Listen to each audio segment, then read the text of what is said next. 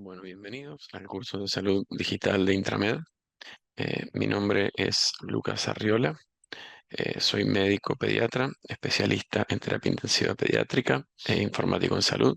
Hoy vamos a ver el módulo 5 de este curso, en el cual hablaremos de telesalud, Internet de las cosas, salud móvil, portales personales de salud y algunos otros temas más que iremos viendo y descubriendo entre todos.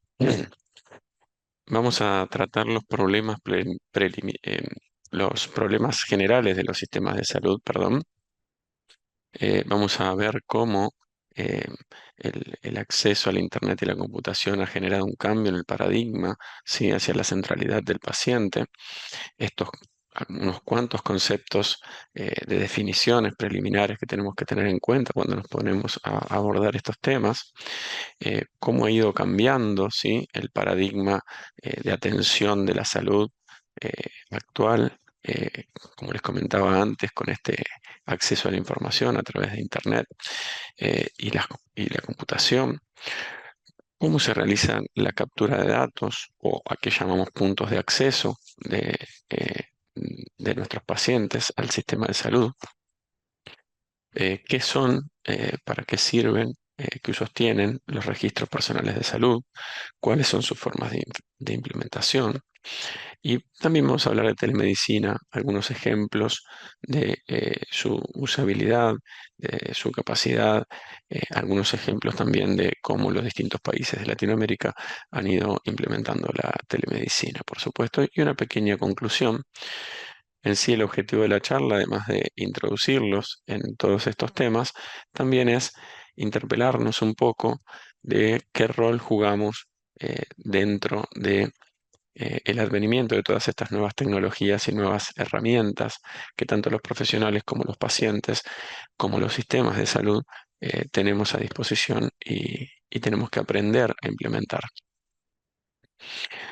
Para iniciar, podemos hablar de los problemas de los sistemas de salud que son comunes en todo el mundo, por supuesto, y acá voy a hacer un pequeño paréntesis sobre sistemas de salud. Cuando hable en general de sistemas de salud, si bien esto no es una definición, simplemente es una manera en la cual me gustaría que lo pensemos, así como hablamos del sistema de salud en el cual todos trabajamos, también pensemos en nuestro microsistema de salud, los que tenemos o los que tienen consultorios, los que tienen centros de salud o atienden en instituciones pequeñas que también generan, y somos desde el consultorio particular, un microsistema de salud, ¿sí?, que también enfrentamos los mismos problemas y que también tenemos una acción o podemos tener acciones que tomar para enfrentar estos problemas y mejorarlos, ¿sí? En general se habla de que los sistemas de salud tienen que enfrentar los problemas del envejecimiento de la población, que esto genera el aumento de patologías crónicas, por supuesto, y mayores requerimientos de los pacientes en cuanto a atención, la escasez de recursos edilicios, financieros y de personal, eh, demora y dificulta el acceso, la calidad del acceso, la seguridad de los pacientes, y también el encarecimiento a raíz de las nuevas tecnologías y tratamientos, ¿sí? Todo esto genera dificultades en el acceso y, como les decía, también en la calidad y seguridad de la atención. Bien. Vamos a hablar un poquito, después lo vamos a profundizar un poco hacia el cambio del paradigma, hacia la centralidad del paciente. Y acá vamos a tirar algunos conceptos en general, ¿sí?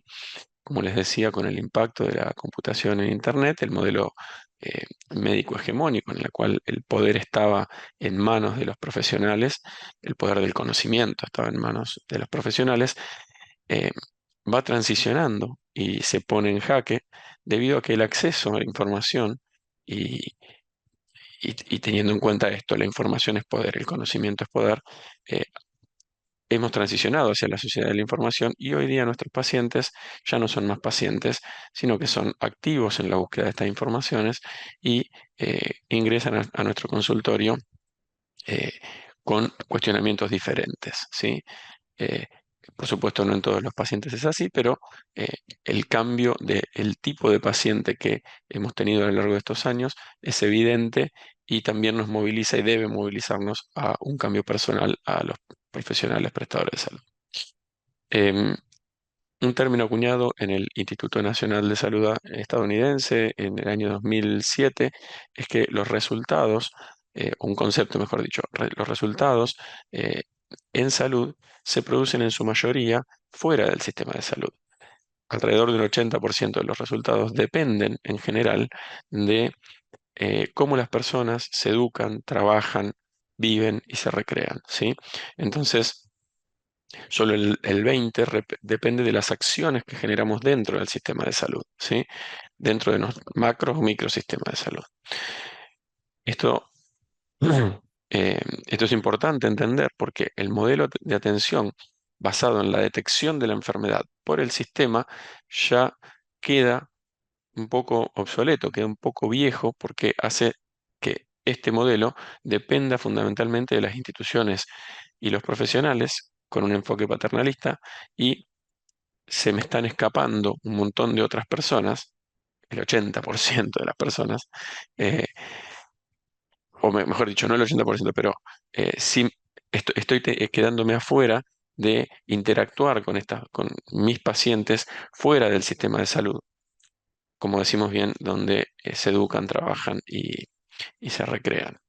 Esta transición de modelo de atención centrado en el paciente nos pone adelante de otro concepto que es los pacientes como consumidores activos de servicio de salud. Y un capítulo dentro de la informática de salud que es el Health Consumers. Voy a hablar y voy a decir muchas palabras en inglés porque así es como se vienen estudiando desde hace años. No quiere decir que no las tengamos en el castellano, pero que también ante la búsqueda de información podemos encontrarla de esa manera cuando queramos buscar. Em,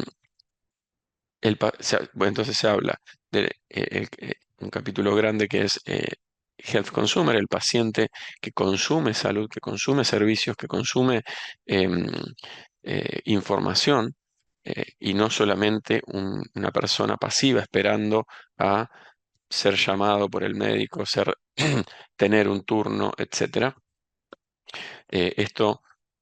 Estos pacientes con información, con herramientas, eh, se los conoce como pacientes empoderados y son recursos muy valiosos dentro del sistema de salud porque tanto para sí mismo como para su entorno pueden generar promoción, y promoción de la salud, prevención de la salud, etcétera. Por supuesto, esto no sería posible, ¿sí? No sería posible empoderar a los pacientes sin el uso de las tecnologías de la información y la comunicación con el acrónimo TICS dentro del sistema sanitario.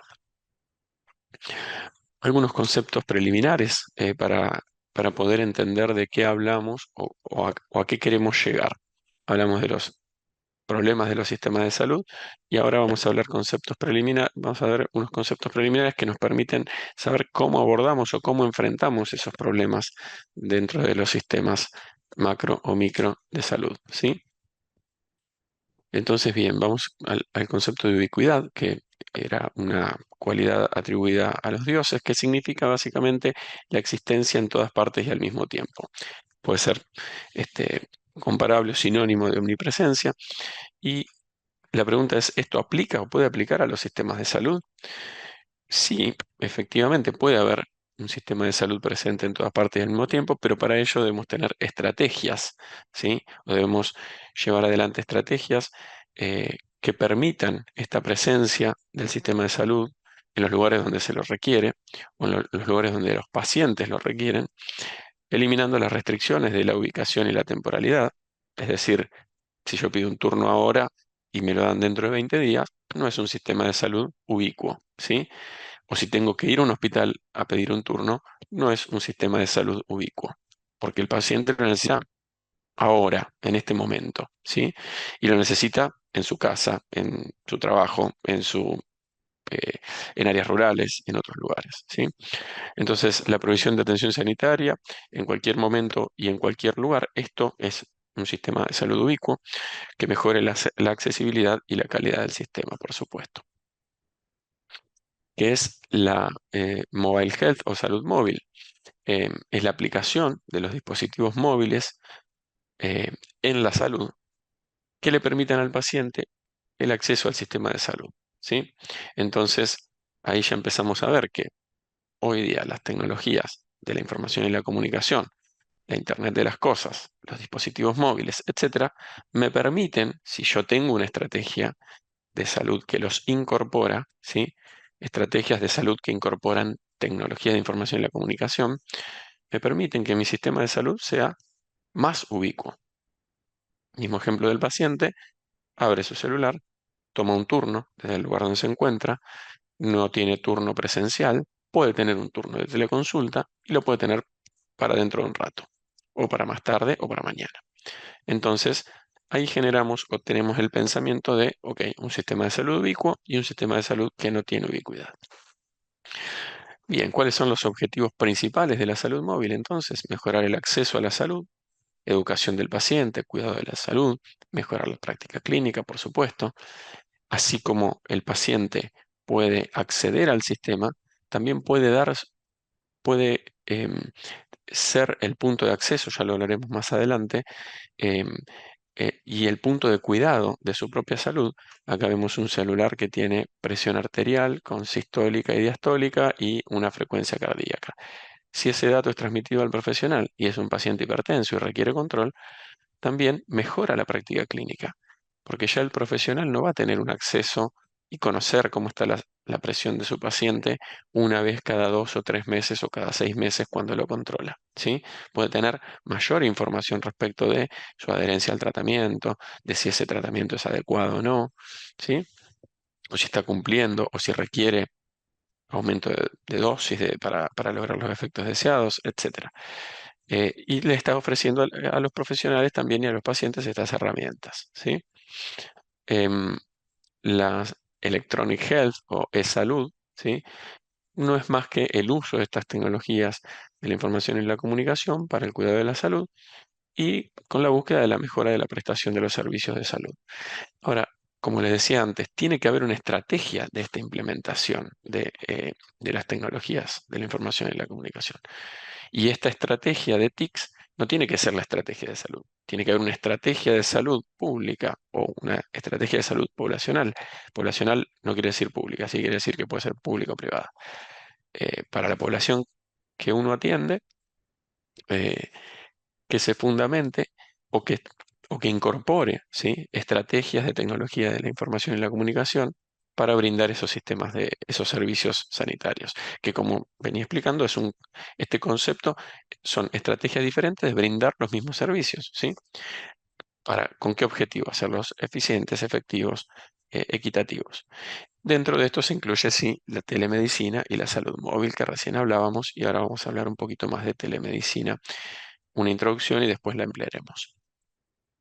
Entonces, la telemedicina es la atención médica a distancia en donde los participantes, médico y paciente, están separados, ya sea por distancia o por tiempo. Por tiempo ya veremos que puede ser sincrónica o asincrónica. Y la telesalud es un término abarcativo, un poco más amplio, y que habla de todas las acciones sanitarias relacionadas eh, con las telecomunicaciones, es decir, de que todas las acciones sanitarias, promoción, prevención, diagnóstico y tratamiento, tengan las telecomunicaciones como medio o vehículo para su acceso, con el objetivo, como decíamos, de mejorar la accesibilidad a los servicios de salud y también incorporar la educación, la capacitación de profesionales y muchas otras acciones más. Em, Siempre, bueno, vamos a hablar bastante seguido de la palabra accesibilidad a los servicios, ¿sí? También tengamos en cuenta la accesibilidad, la calidad, la seguridad del paciente, ¿sí? Que vienen prácticamente juntas como objetivos de mejora, ¿sí? Dentro de los sistemas. Eh, y acá, bueno, vemos el concepto de salud centrada en el paciente, ¿sí? Eh, es ni más ni menos que la participación del individuo en su propio cuidado, eh, y depende de nosotros y depende de nuestro sistema que el paciente puede estar empoderado para tomar decisiones. Recordemos, si un paciente o un consumidor de servicios de salud empoderado toma buenas decisiones fuera del ámbito de salud, tenemos mejores resultados en salud. Entonces, el papel del paciente dentro del sistema empieza a tener una importancia más manifiesta, son actores claves, por supuesto, y contribuyen al cuidado personal. Y si es un paciente empoderado, también cuida mejor a su familia, a su entorno, por supuesto. Entonces tenemos dos modelos del cuidado de la salud, un modelo tradicional centrado en el sistema de salud y un modelo eh, no tradicional que está centrado en el paciente, ¿sí? Entonces, en el modelo tradicional, la toma de decisiones depende de las autoridades médicas, de los profesionales. El médico o el sistema es la fuente de toda información. Se generan atenciones cuando el sistema tiene disponibilidad. Cuando el sistema no tiene disponibilidad, no hay turno. Tengo turnos de acá a 20 días o no tengo cama en un hospital. Entonces, está centrado en el hospital, está orientado a la terapéutica. Esta orientación a la terapéutica siempre, o alguna vez habrán escuchado hablar, no es un sistema de salud, entonces es un sistema de enfermedad, porque lo que busca es diagnosticar y tratar, o su foco principal está en eso. Por supuesto que cada uno en su práctica y cada institución también tiene eh, acciones de promoción y prevención, sin duda, pero el mayor foco y el mayor gasto que tienen los sistemas de salud está este, puesto en el diagnóstico y el tratamiento y la rehabilitación. Y entonces cambiamos de modelo y vamos, o se contrapone con un modelo de la salud centrado en el paciente, del cuidado de la salud centrado en el paciente, en el cual existe una toma colaborativa de decisiones entre el médico y el paciente. Eh, el médico acá, en el modelo de salud basada en evidencia, empieza a tener más en cabeza el trípode: evidencia disponible, experiencia médica y contexto del paciente. No solo contexto, sino decisión del paciente. Entonces, en base a ese trípode, tiene que empezar o em, eh, se toman mejores decisiones en salud. Eh, Ambos buscan y analizan la información, co-crean. Esto es salud co-creada. Existe también este, al- al- información sobre esto, también se puede buscar sobre salud co-creada. Cuidado centrado en el hogar y en las comunidades. Esto se está dando también a raíz de la escasa disponibilidad de recursos, no solo en Latinoamérica, en todo el mundo, ¿sí? Em, Hay un ejemplo del sistema de salud de Inglaterra que busca el traslado al cuidado domiciliario de patologías que no son las habituales y típicas para los cuidados domiciliarios, como las patologías crónicas, sino otro tipo de patologías también. Y esto tuvo que darse y verse muy forzado por la escasez de recursos en la pandemia de COVID-19, en la cual muchos pacientes, hasta con patologías agudas y severas, fueron monitorizados, telemonitorizados y atendidos en sus domicilios. Y también está orientado a la prevención de las enfermedades. Em, Captura de datos y puntos de acceso. ¿A qué llamamos punto de acceso? Bueno, esto que explicábamos antes: si el paciente tiene que, para pedir un turno, ir a un hospital, el punto de acceso a la salud es el hospital. Si el paciente lo accede desde su celular, el punto de acceso es un celular, o inclusive cuando el paciente accede a los turnos, a la información curada y a la decisión tomada, el punto de cuidado y el punto de acceso es el propio paciente, ¿sí? ¿Y esto qué nos facilita esto? Ahora explico por qué también puse captura de datos. La Internet de las cosas, que ahora vamos a explicar a qué nos referimos, eh, nos permite que los pacientes puedan ser o tener un punto de acceso a la salud y al cuidado. La Internet de las cosas es la conexión que tienen los dispositivos y objetos a la Internet y la posibilidad y capacidad que tienen de compartir información, tanto para consumir como para crear o como para brindar información. Entonces, la información, si uno desmenuza en la pirámide informacional, los datos es el átomo de la información y el conocimiento. Es el átomo con el cual voy a crear este, eh, los datos, crean información, crean eh, conocimiento, y la toma de decisión basada en ese conocimiento es la inteligencia, ¿sí? Entonces, esta captura de datos a través de los dispositivos móviles o la Internet de las cosas ya vamos a ver que no solamente los celulares pueden estar conectados, eh, nos permite que esa captura de datos de los pacientes llegue al sistema de salud y pueda ser procesada dentro de los sistemas de salud y se puedan tomar mejores decisiones con respecto a los mismos. Entonces, estos dispositivos también se pueden conectar entre sí y a la red y compartir información. Esto mejora la eficacia. Esto, eh, nuevamente, al mejorar el acceso, mejoramos la ubicuidad, mejoramos eh, el, el- el diagnóstico precoz, mejoramos muchas cosas dentro del sistema de salud. Y no solamente se utiliza en salud, sino que también se utiliza en otras áreas como salud, seguridad, medio ambiente. Y los ejemplos son las casas inteligentes, los relojes inteligentes, smartwatch, que hoy toman datos, tienen biosensores precisamente. em, Casas, relojes, celulares inteligentes, estos biosensores y wearables, se los llama dispositivos vestibles o wearables, permiten tomar la presión, la frecuencia cardíaca. Un paciente, por ejemplo, con diabetes que tiene su monitor de glucosa hoy em, con un acceso a un dispositivo, entonces su monitor de glucosa le va diciendo si tiene o no tiene la glucemia alta y le aconseja tomar medicación o inyectarse insulina.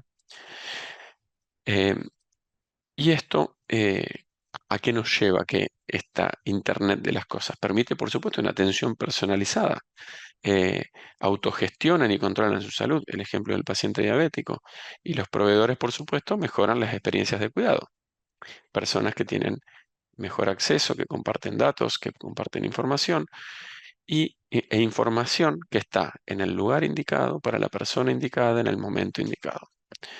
Esto permite la Internet de las cosas y la captura de datos de los pacientes en los lugares donde sucede la salud, como veíamos antes.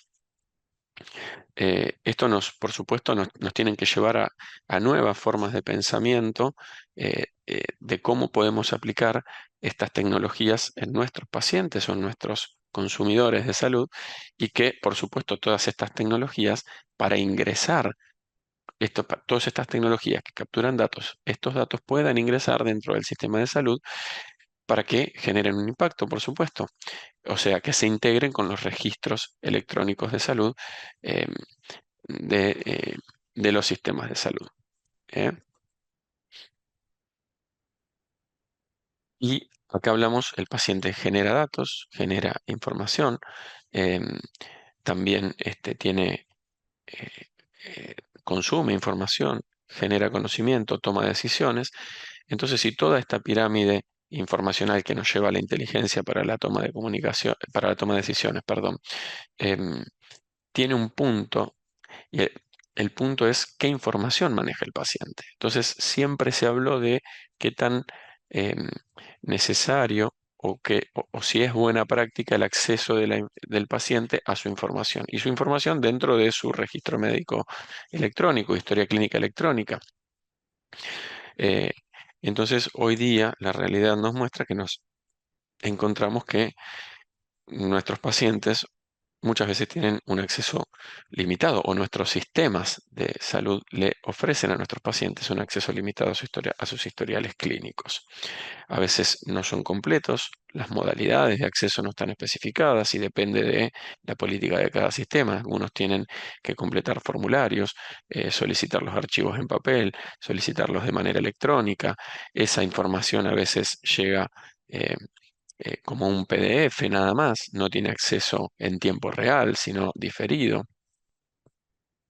Y a lo largo del tiempo se va descubriendo que el acceso completo o el acceso a la mayor parte de la información del paciente le mejora, nos mejora eh, el involucramiento, la comprensión, el cumplimiento de pautas terapéuticas. Esto también mejora el cuidado personal, la comunicación médico-paciente. eh, También ayuda a la prevención de errores médicos. Un paciente empoderado también detecta si hay algo o puede detectar si hay una dosis que no es la habitual, hay un efecto que no es el habitual dentro de su medicación. Eh, entonces, Existen ventajas, por supuesto, para que nuestro paciente tenga acceso a sus datos. Y por otro lado, son datos del paciente. Entonces, el dueño de esos datos es el paciente. Nosotros o los sistemas son cuidadores de esos datos, ¿sí? Y acá cuando hablamos de registros personales de salud, mi pregunta que hacemos es si soy facilitador de ese acceso a la información o si mi sistema es facilitador de ese acceso a la información para los pacientes. ¿Sí? Como les decía, siempre hubo una discusión sobre este tema y no hay un consenso amplio, pero se va migrando y se va logrando ese consenso. Y la forma de permitirle el acceso al paciente es a través de una plataforma propia y acá empiezan a tallar, o mejor dicho, acá introducimos el concepto de las plataformas de registros personales de salud, ¿sí? RPS o Personal Health Records, también se puede encontrar como PHR, eh, que están integrados con la historia clínica electrónica y que son un portal que está orientado al paciente, es decir, yo le puedo dar acceso a la información al paciente, ¿sí?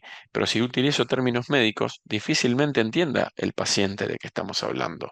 Entonces, al estar orientado al paciente, la información de ese registro personal tiene que estar curada o enfocada al entendimiento también de esa información. Em, por supuesto que esto requiere que exista interoperabilidad entre sistemas, que es la interoperabilidad en resumidas, en una frase resumida, es la capacidad que tienen dos sistemas de transmitir información, entenderla, ¿sí? De una información que se transmite al otro sistema y utilizarla, ¿sí? Esos dos son los conceptos de interoperabilidad. Entonces, debería existir una capacidad de que existen miles de historias clínicas electrónicas, pero el paciente puede atenderse en distintos lugares y puede tener registros, registros médicos en distintas, perdón,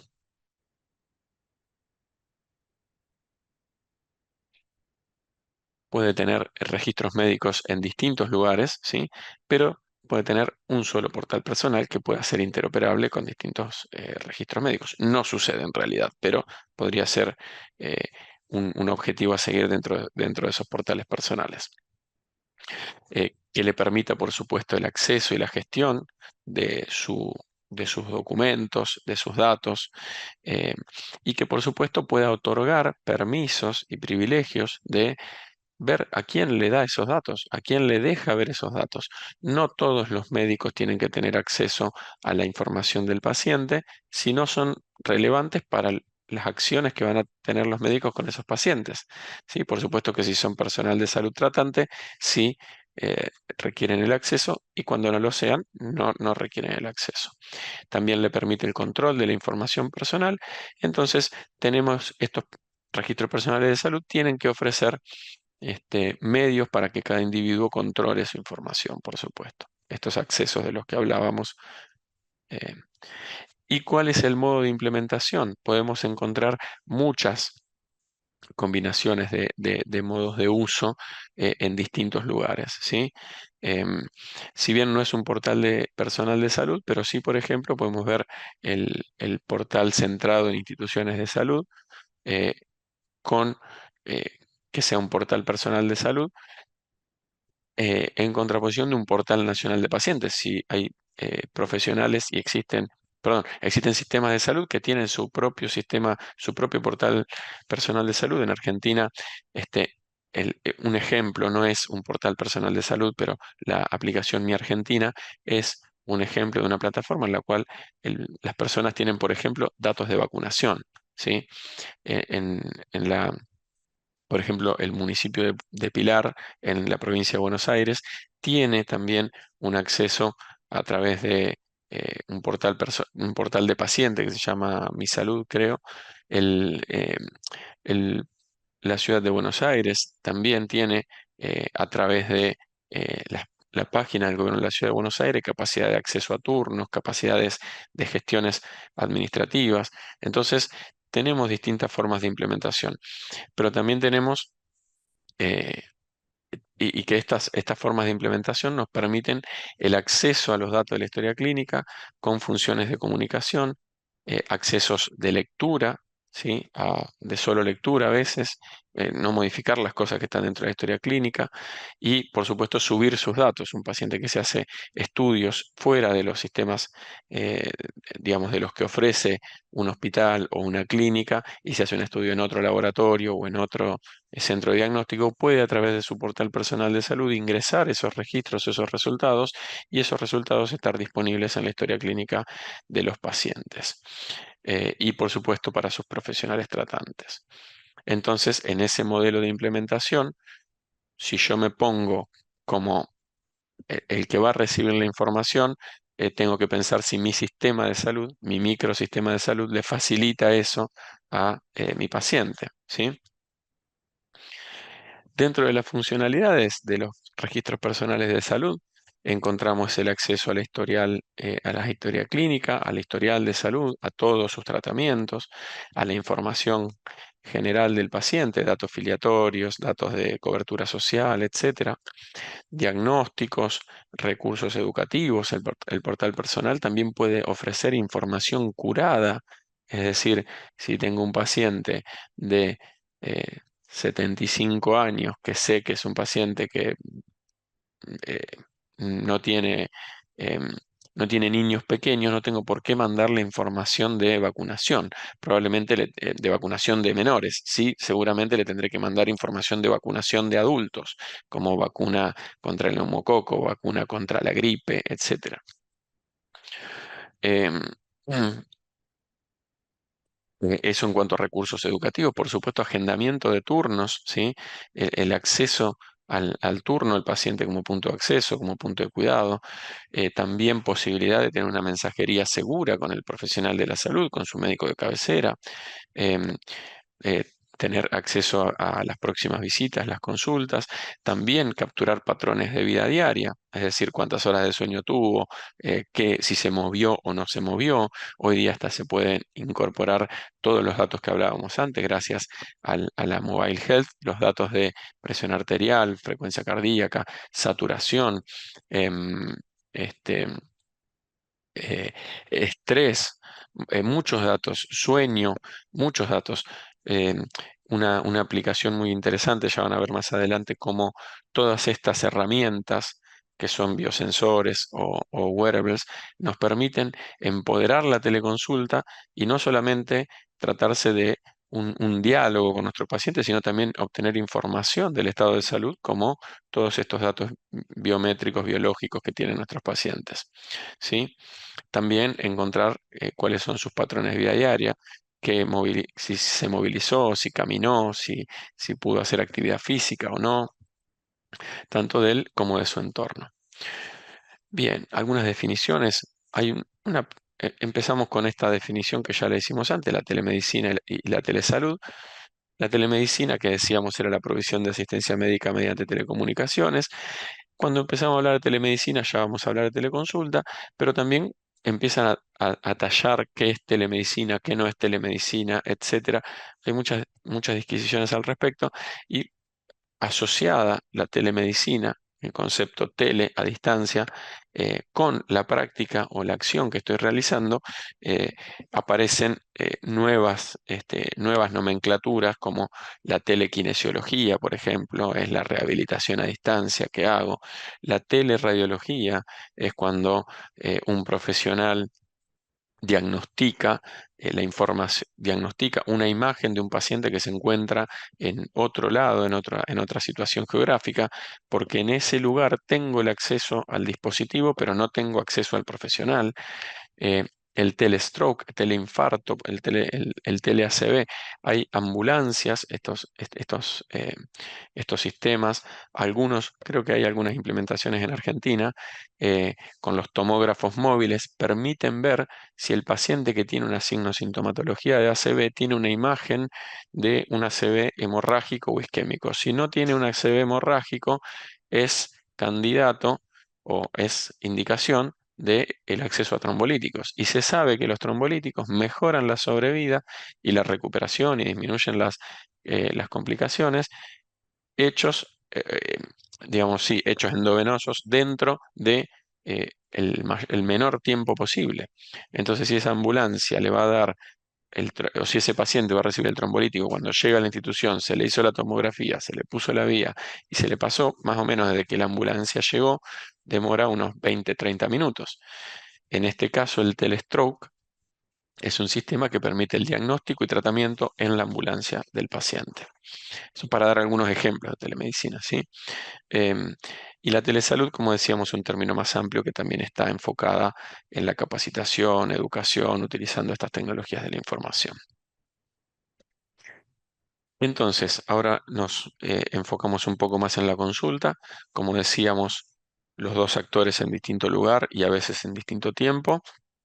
Asistida está asistida con herramientas digitales como estas plataformas de streaming, web, etcétera.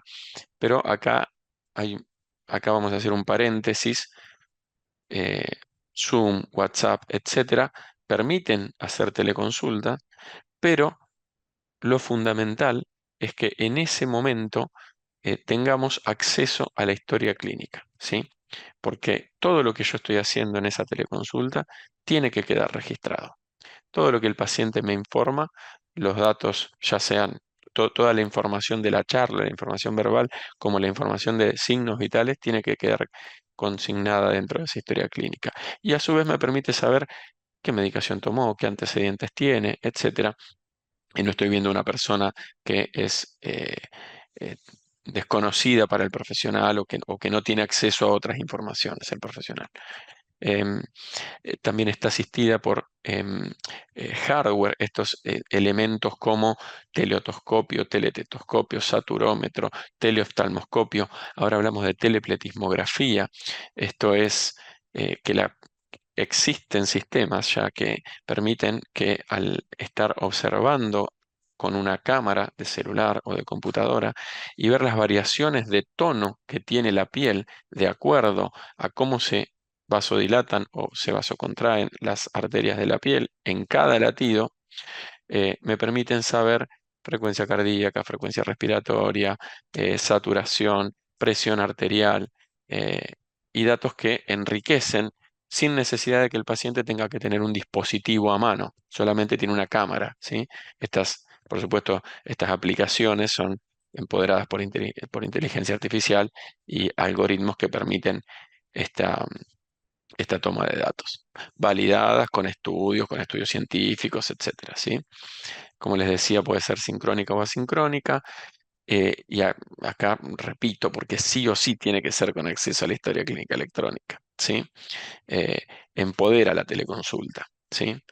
Eh, Pueden estar o no incluidas dentro de estrategias de salud pública. Ya vamos a ver que muchos países, la mayoría de los países de Latinoamérica tienen la telesalud. eh, la telesalud y la teleconsulta, la telemedicina y la teleconsulta incluidas dentro de sus estrategias de salud pública, y que por supuesto con la epidemia de COVID eh, generaron un impulso de los marcos regulatorios para que pudieran utilizarse de manera rápida y segura. Em, Estos marcos regulatorios, por supuesto, las definen y también las facilitan y en ocasiones, cuando no existía la legislación, cuando no existían los imposibilitaban. Que esto nos genera o generó barreras para la implementación de la telemedicina, que es un capítulo en el cual se han hecho miles de estudios y abordaremos, eh, eh, voy a mostrar uno nomás y ahí veremos cómo nos posicionamos con eso. Acá vemos cuáles son o cuáles pueden ser los usos de la telemedicina, no solamente la telemedicina rural, que me permite la monitorización de pacientes y el acceso de los pacientes en áreas de difícil acceso o zonas de difícil llegada, como la telemedicina rural, de montaña, en las islas, etcétera. Eh, También el telemonitoreo, monitorización en el hogar del paciente, tanto en áreas urbanas como en áreas rurales, ¿sí? Me permite el seguimiento de pacientes crónicos, por ejemplo, ¿sí? Eh, o de adultos mayores, el cuidado de adultos mayores, sensores, por ejemplo, en esto que hablamos de los wearables, que están, que, que pueden generarme un acceso. Puedo saber si los pacientes en el domicilio este, eh, tuvieron alguna caída, hay sensores de caída, sensores de movimiento. eh, los pacientes pueden tener tareas para hacer, para poder generar esas informaciones y que esas informaciones vayan a los profesionales. Externalización de recursos dentro de los hospitales o dentro de las instituciones que eh, tienen profesionales de especialidades con muchísima demanda, entonces no tengo manera de sacar esa demanda, esos 1000 pacientes que tienen turnos tomados de acá a un mes o 100 pacientes que tienen de acá a un mes. Pero con la externalización contrato a un profesional, un especialista de esa área y que pueda hacer las primeras teleconsultas orientadoras em, para nuestros pacientes. Genera una disminución del flujo de pacientes dentro del hospital y genera también un avanzo en la atención y en ese trabajo pendiente que me va quedando por esta falta de acceso a la atención presencial. Por supuesto que eso va a mejorar la satisfacción. Un paciente que necesite una consulta y la resuelve dentro de 2 días, de alguna manera va a ser un paciente más satisfecho. Por supuesto, en la telemedicina del viajero, muchos seguros de salud utilizan también la telemedicina para tener médicos de consulta en personas que están en otras partes del mundo, monitoreo de medicación, monitoreo de signos vitales como hablábamos antes, etcétera. Múltiples usos, seguramente hay más usos que estos, pero bueno, esos eran para resaltarse. Y después, como hablábamos recién, tenemos, acá pongo un ejemplo de algún estudio sobre las barreras para la implementación. Esto es una revisión que encontró en total en distintos países de Europa y Estados Unidos, etcétera, más de 33 barreras para la implementación de la telemedicina, ¿sí? Todo esto, digamos, estos estudios también, y siguen existiendo barreras, ahora van a ver que siguen existiendo barreras, por supuesto, pero ya la telemedicina y la telesalud la teleconsulta son indiscutibles dentro de la práctica médica. Entonces las barreras que podemos encontrar pueden ser barreras de costo, barreras de pago, cómo se paga la telemedicina. Si yo hago una teleconsulta, ¿el paciente me la tiene que pagar o me la paga su obra social o su seguro de salud? Em, los marcos regulatorios, todos los países han forzosamente avanzado en marcos regulatorios. ¿Cómo es la privacidad? Eh, la seguridad de los datos. Existe seguridad en los datos que se comparten a través de las consultas, de las teleconsultas. Tengo, es efectiva, sirve. Muchas de estas cosas ya están zanjeadas en la literatura, en los estudios que se han llevado adelante. Eh, la eficiencia, la efectividad, la seguridad de los datos, etcétera, son problemas que ponen los usuarios, ya sean tomadores de decisiones o usuarios finales, ¿sí? Esto puede ser también, tengo miedo de que alguien vea lo que estoy haciendo o la consulta que estoy teniendo con el médico. Cuando las plataformas son seguras, y eso son percepciones, ¿sí? Em, bueno, seguimos en los modelos de trabajo, cómo entra la telemedicina dentro de los flujos de trabajo de los profesionales. Y acá nos tenemos que poner a pensar nosotros cuál de todas estas barreras son mis propias percepciones y lo que requieren para que yo la rompa y pueda implementarlo es que tenga un poco más de conocimiento. Bueno, el hecho de que ustedes estén tomando este curso y escuchando esta clase es romper un poco ese tipo de barreras, ¿sí? Eh, estado del conocimiento, modelos de implementación, etcétera. Distintas barreras que aparecen em, para la implementación de la telemedicina. Algunos ejemplos, hablábamos, Argentina que tiene su Plan Nacional de Telemedicina, Chile que también tiene planes públicos y privados para las regiones rurales y todos los países durante la pandemia han tenido que acelerar esos marcos regulatorios y acelerar esa implementación. Si en la pandemia el estado de implementación o el estado de conocimiento sobre la telemedicina hubiera sido cero, hubiera sido un desastre de proporciones inmedibles. Eh, pero afortunadamente en el 2020 ya se conocía, se utilizaba, se implementaba con un nivel de adoptabilidad bajo, pero existía. eh, y la existencia de este método generó que pacientes con patologías crónicas puedan seguir controles, inclusive, bueno, se- cantidad de consultas que se realizaron a pacientes COVID dentro del ámbito de la telemedicina, ¿sí? En Brasil, que desde 2008 llevaba telesalud a las regiones del Amazonas, Uruguay, que a través de la Agencia de Gobierno Electrónico y Sociedad eh, de la Información, la AGESIC, la agencia AGESIC, desde hace más de 15 años, esta agencia existe en Uruguay y llevan adelante eh, estrategias de salud basadas en telemedicina. En Colombia también, en el 2016 estuve en Colombia y eh, no lo puse ahora, pero en ese momento me sorprendió que hubiera un ministerio de TICs, un MINTIC. Ese, Colombia entendió que las tecnologías de la información y la comunicación sirven para la salud y para todo el resto de los ámbitos y tienen un ministerio que se encarga de esa gestión. En México también eh, la Cenetec, que es otro centro, digamos, tiene una dirección de telesalud que también durante la pandemia, bueno, generaron ampliación de esas prestaciones en todo el país. Y por último, eh, la conclusión a la que quería llegar. Aquí se las dejo para que puedan leerla. Voy a tratar de opinar sobre la misma conclusión es sobre qué rol juega el médico en la adopción de todas estas tecnologías y a su vez si soy o no soy un facilitador de eh, este acceso a la salud de nuestros pacientes y este cuidado continuo al que vamos evolucionando.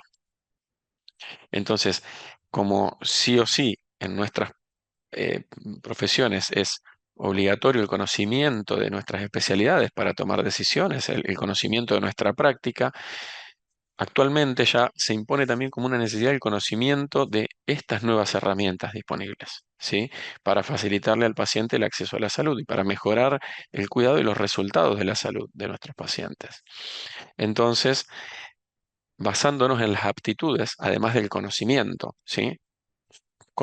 Tenemos conocimientos como profesionales. Ahora tenemos que tener otras aptitudes que tenemos que sumar, eh, que es este conocimiento digital, este conocimiento de estas herramientas, de cómo funcionan, para qué sirve, con qué tienen que integrarse, interoperarse. Todos estos son términos nuevos quizá para algunos, pero debemos conocerlos porque nos van a permitir ofrecerle a nuestros pacientes todas las modalidades de cuidados disponibles para él y para su familia y su entorno. Entonces, también nos vamos a transformar en un punto más de acceso y facilitadores del tránsito de nuestros pacientes dentro del sistema de salud. Entonces ya la salud de nuestros pacientes no depende de nuestras intervenciones y cuidados esporádicos en las distintas consultas o en sus internaciones, etcétera, sino más bien depende de cómo el paciente toma decisiones en la totalidad de su vida, dentro y fuera del sistema de salud, y que estas decisiones puedan ser informadas, consensuadas, ubicuas en tiempo y forma y autogestionadas por nuestros pacientes. ¿Sí? Eh, Esto es un poco el pensamiento de cómo los profesionales de la salud tenemos que tomar parte activa en todos estos cambios. Cómo nos paramos ante estas nuevas definiciones, cómo nos paramos ante este nuevo conocimiento y cómo nos transformamos en agentes de cambio, básicamente. El sistema de salud tiene problemas, los macro y micro sistemas de salud tienen problemas y los profesionales tenemos que tomar parte activa, así como toma nuestro paciente, ya es un paciente empoderado, tenemos que ser profesionales empoderados con este conocimiento digital que le permita a nuestros pacientes un acceso más fluido y sin dificultades a, a la información, a la comunicación, a la toma de decisiones, al conocimiento, a la calidad, a la seguridad de la atención. en su salud. Así que bueno, esto ha sido todo. Les dejo después alguna bibliografía. em, y muchas gracias por estar presentes y atendiendo en este curso de salud digital. Eh, También dejo mis contactos para que puedan tener para que podamos seguir teniendo algún feedback si algo de esta exposición les resulta interesante. Muchísimas gracias.